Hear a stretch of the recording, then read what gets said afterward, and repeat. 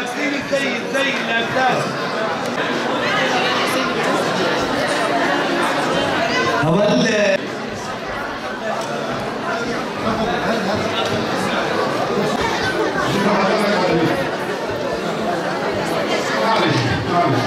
عم نحضر لأغنية عربية، الأغنية هي للمكون العربي، يعني هن اللي بدأوا الفكرة كفكرة، يعني فكرة الأغنية هن اللي بدأوها، لأنه الشاعر الفكرة كانت من عنده الأستاذ أحمد العلي، هو بنت الكوشر ساكن بالقامشلي،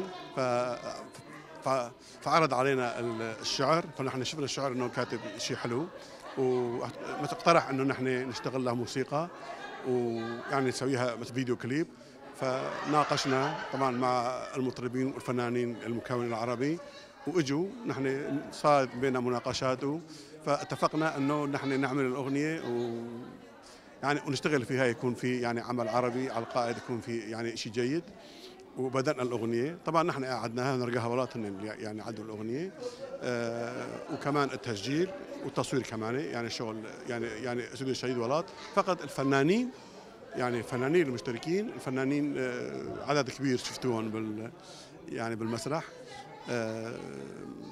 الفنانين كلهم عرب، يعني من المكون العربي، والكورس كله مكون العربي، وطبعا العازفين مشكلين تقريبا من كافه المكونات موجودين، يعني العازفين، يعني الفرقه الموسيقيه، يعني نحن يعني هادفين للعمل انه نعرضه ب 15 شباط، يوم الاسود نحن بنسميه، ونحن محضرين العمل على هالاساس يعني.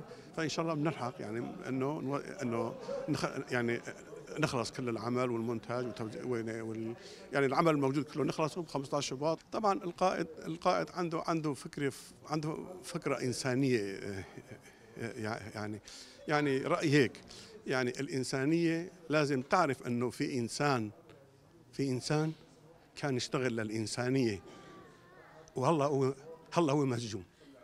يعني هي طبعا يعني من خلال الفن، من خلال أغانينا، يعني نحن بنريد نوصل هالشيء هذا للشعب وللإنسانية كله، يعني اللي بيشتغل من أجل الإنسانية ليش يكون بالسجن يعني. فنحن كلياتنا وشلون اشتغل لنا كلياتنا كمان كشعوب وكمكونات، انه نقدر يعني ندفع شوي من ديننا له، لانه هو عطى كل عمره دفاعا عنا ونضالا لحريتنا، هو هلا بالسجن. فالعمل بهدف يعني لهالمساله هي انه حريه القائد، انه نحن كشعوب ومكونات يعني كل العالم انه نقدر نكون نعرف ونحس فيه، ولحتى نناضل انه يطلع من السجن ويكون حر يعني. طبعا المناسبات، الحفلات، تقعدوا هيك على حرارة تحكوا، الاولاد بيبكوا، تشاوروا الرجال، شغلكم كله نص ساعة. رح تعبوا نص ساعة فقط، شغلكم بيخلص. فيكون في انتباه، في تركيز، مثلا بتشوفوا اغاني ام كلثوم، مثلا جمهور قاعدين قبل 50 سنة.